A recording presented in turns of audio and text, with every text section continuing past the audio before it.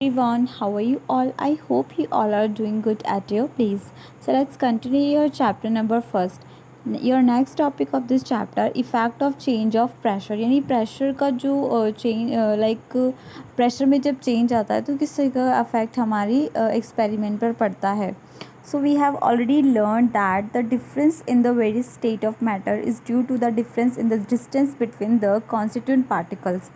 हमें अच्छे से पता है कि जो मैटर की अलग अलग स्टेट्स होती है, जैसे किसी की सॉलिड होती है, किसी की लिक्विड होती है, किसी गैस होती है, तो वो इसीलिए होती है क्योंकि उनके पार्टिकल्स के बीच जो डिफरेंस होता है वो ज़्यादा होता है किसी में कम होता है, तो उसके हिसाब से स्टेट भी अलग अलग होती है. अगर किसी में डिफरेंस कम होता है तो इसका मतलब वो सॉलिड स्टेट होती है, किसी में कम होता है तो सॉलिड स्टेट होती है, ज़्यादा होता है तो गैसियस स्टेट होती है.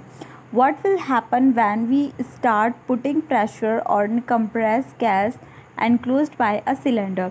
क्या होगा अगर मान लो कोई भी सिलेंडर है, ये देखिए आपके एग्जाम्पल इसमें दिया भी हुआ है, तो अगर आप उस पर ज़्यादा कंप्रेस करने की कोशिश करोगे, उसको ज़्यादा दबाने की कोशिश करोगे, तो उससे क्या होगा, वो उस गैस के जो मॉलिक्यूल्स है वो पास पास आ जाएंगे. Okay, will the particle come closer? बिल्कुल वो पार्टिकल्स जो है पास पास आ जाते हैं. Do you think that the increasing और decreasing the pressure can change the state in matter?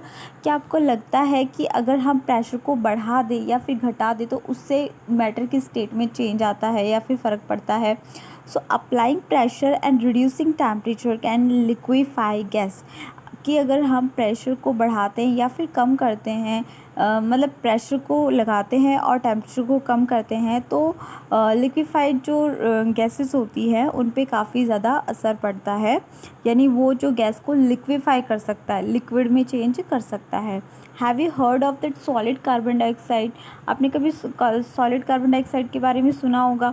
It is store under the high pressure. इसको बहुत हाई प्रेशर के अंडर क्या किया जाता है, स्टोर किया जाता है.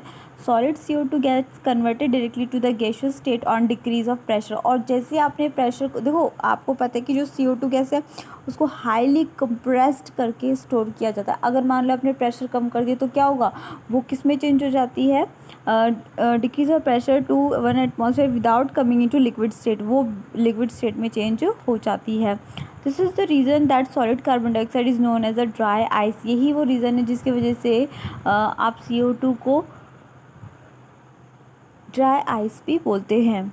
This we can say that the pressure and the temperature determine the state of substance whether it can be solid, liquid और gas. इस तरीके से हम कह सकते हैं कि जो प्रेशर होता है या फिर टेम्परेचर, उसकी वजह से ही वो डिसाइड होता है कि जो आपके सब्सटेंस की जो स्टेट है वो सॉलिड होगी, लिक्विड होगी या फिर गैस होगी. ठीक है, नेक्स्ट आता है आपका इवेपोरेशन. देखो बेसिकली इवेपोरेशन तो क्या होता है, इवेपोरेशन का ऐसा प्रोसेस होता है जिसके अंदर जो आपका लिक्विड होता है वो स्टीम के अंदर चेंज हो जाता है, लिक्विड जो होता है वो गैसियस स्टेट में चेंज हो जाता है, तो ये प्रोसेस को हम इवेपोरेशन कहते हैं.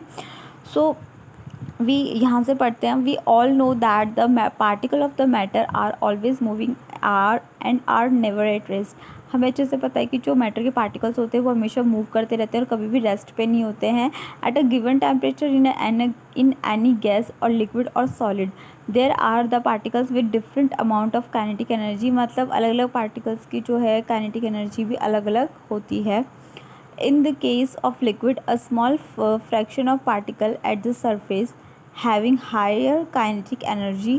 यानी कि जो सरफेस का पार्टिकल्स होते हैं, लाइक जैसे in the case of liquid, जैसे लिक्विड का केस होता है तो उसमें क्या होता है, small fraction of particles at the surface. यानी जो आपके पार्टिकल्स का जो स्मॉल फ्रैक्शन होता है, बहुत छोटा सा पार्ट जो होता है सरफेस पे वो रहता है. Having higher kinetic energy is able to break away from the forces of attraction of other particles and get converted into vapour. यानी कि उनके अंदर जो आपके लाइक लिक्विड स्टेट में कोई भी मैटर है, ठीक है, तो उसके जो पार्टिकल्स होते हैं उनके बीच इतना फोर्स होता है कि अगर उनकी काइनेटिक एनर्जी बढ़ जाती है तो वो उनके बीच जो बॉन्ड होता है, लाइक मैं ऐसे बोलना चाह रही हूँ कि कोई भी मैटर है, लिक्विड स्टेट का कोई भी मैटर है, ठीक है, तो उसकी कोई भी दो पार्टिकल्स है, मान लो एक यहाँ पे है, एक यहाँ पर है, एक यहाँ पर है, तो जैसे ही हमने इसको हीट देते हैं, मतलब इसको जब गर्म करते हैं तो क्या होता है, पार्टिकल्स की जो काइनेटिक एनर्जी है बढ़ जाती है. यानी कि उनकी जो मूव करने की जो एनर्जी होती है वो बढ़ जाती है. उससे क्या होता है कि आपकी मतलब ये जो पार्टिकल्स के बीच जो डिफरेंस होता है पार्टिकल्स के बीच जो डिफरेंस होता है ना, ये डिफरेंस, इस डिफरेंस को तोड़ देते हैं ये, मतलब जब इनकी स्पीड बढ़ जाती है तो इन दोनों पार्टिकल्स के बीच जो ये फोर्स है, ये फोर्स टूट जाता है और उससे क्या होता है कि वो बहुत जल्दी मूव करते हैं और वो वाटर वेपर में चेंज हो जाता है वो लिक्विड, ठीक है। So this phenomenon of change of liquid into vapors at any temperature below its boiling point is called the evaporation। तो इस तरीके का जो phenomenon होता है या फिर प्रोसेस होता है जिसके अंदर एक जो आपका लिक्विड है वो डायरेक्टली किस में चेंज होता है, आपके वो वाटर वेपर में चेंज होता है, उसे हम क्या बोल देते हैं, इवेपोरेशन बोल देते हैं, ठीक है। सो यहाँ पे बहुत सारे एग्जांपल्स आपको बताएं कि you must have observe that the rate of evaporation increase with, देखो रेट ऑफ इवेपोरेशन बढ़ती है, कब कब बढ़ती है, like first an increase of surface area, जैसे आप सरफेस एरिया इंक्रीज करते हो उसकी इवेपोरेशन की रेट भी बढ़ जाती है। We know that the evaporation is a surface phenomenon, हमें अच्छे से पता है कि इवेपोरेशन एक सरफेस फिनोमिनन है। If the surface area is increase, मान लो सरफेस एरिया अगर ज़्यादा होगा तो इवेपोरेशन भी ज़्यादा होता है, जैसे कि while putting cloth for drying up we spread them out as we increase spread them out. देखो एक बार बताओ, मान लो कोई कपड़ा है वो गीला है, ठीक है, तो आपने एक तो उसको मतलब मोड़ कर प्रॉपरली ऐसे तरोड़ मरोड़ के रख दिया हो, तो एक तो उसको सूखने में ज़्यादा टाइम लगेगा, या फिर जो कपड़ा एकदम ने फैला कर रखा है उसको टाइम लगेगा ज़्यादा सूखने में। ऑब्वियस सी बात है पहले वाले कपड़े को लगेगा, क्योंकि हमने उसकी प्रॉपर अंदर जो उसमें जो लिक्विड है, अंदर जो पानी भरा हुआ है कपड़ों में, प्रॉपरली हमने जो पानी भरा हुआ है प्रॉपरली क्या नहीं हुआ है, इवेपोरेट नहीं हुआ है, इसलिए उसको टाइम ज़्यादा लग जाता है। एंड ये देखिए यहाँ पे बहुत सारे हैं method, like an increase of temperature, से टेम्परेचर बढ़ता है तब होता है। अ डिक्रीज इन ह्यूमिडिटी में कमी आती है तब ऐसा होता है, इवेपोरेशन की रेट बढ़ती है। An increase in wind speed, जैसे विंड स्पीड बढ़ती है तब भी इवेपोरेशन की रेट क्या होती है, बढ़ जाती है, ठीक है। फैक्टर्स अफेक्टिंग इवेपोरेशन, ऐसे फैक्टर्स जो कि इवेपोरेशन अफेक्ट करते हैं, मतलब जिनकी वजह से इवेपोरेशन में कमी आती है। सो यहाँ पे हम देख सकते हैं, देखिए यहाँ पे बताया गया आपको कि during summer we perspire more because of the mechanism of our body which keeps us cool. देखो समर के दौरान क्या होता है, जब गर्मियाँ ज़्यादा होती है तो हमारी बॉडी के अंदर जो मैकेनिज्म चलता है वो इस तरीके से चलता है कि हमारी बॉडी जो है वो कूल रहती है अंदर से। So we know that the during evaporation the particle at the surface of liquid gain energy from the surrounding or body surfaces and change into the water vapor. The heat energy equal to the latent heat of the vaporization is absorbed from the body, leaving the body cool. Cotton being a good absorber of water help in the absorbing the sweat and exposing it an atmosphere for the easy evaporation। इसका मतलब बस यही है कि आपको बताया गया basically evaporation क्या होता है, इवेपोरेशन से आपका मतलब क्या है, यानी इवेपोरेशन प्रोसेस जब होता है तो उसमें क्या क्या चेंजेस होता है, टेम्परेचर में क्या चेंज होता है, प्रेशर में क्या चेंज होता है पार्टिकल्स के, ठीक है, वही है। अब देखो एग्जाम में अगर आपसे पूछते हैं कि हम जो है why should we wear cotton clothes in summer, हमें समर में कॉटन क्लोथ्स क्यों पहनने चाहिए, तो आप उसका रीज़न ये दे सकते हो, ओके।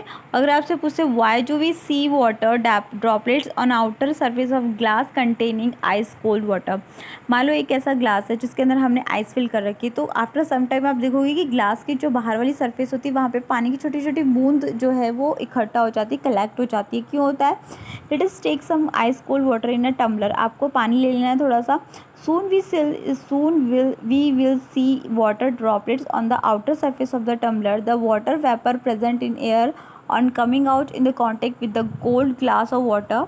उसमें उस समय क्या होता है कि आपका जो वाटर वेपर है जो एयर की प्रेजेंट में है, ऑब्वियस सी बात है आपकी वाटर वेपर जो एयर में प्रेजेंट है ना, एयर में जो प्रेजेंट है आपकी वाटर वेपर क्या होता है, on coming in the contact with the cold glass of water, वो किसके कांटेक्ट में आती है, आपका जो ठंडे पानी का ग्लास है, यानी उस ठंडे जो आइस जिसके अंदर फिल है उस ग्लास के कांटेक्ट में आती है, फिर क्या होता है कि लूजेज इज एनर्जी, वो अपनी एनर्जी को लूज़ कर देती है और वो किस में चेंज हो जाती है, आपकी लिक्विड स्टेट में चेंज हो जाती है, इसलिए आपको पानी की जो बाहर वाली सरफेस होती है वहाँ पे छोटी छोटी बूंद दिखाई देती है।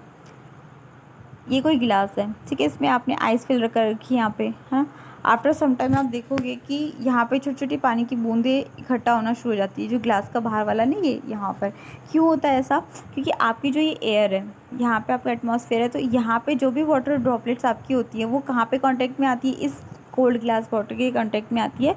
उससे क्या होता है, वो अपनी एनर्जी को लूज़ कर देती है और किससे कांटेक्ट में आ जाती है? इससे, और फिर वो लाइक किस में चेंज हो जाती है? लिक्विड स्टेट में चेंज हो जाती है। So like this your chapter number first has been finished. Today is your work that read this chapter carefully from this topic. Okay, thank you.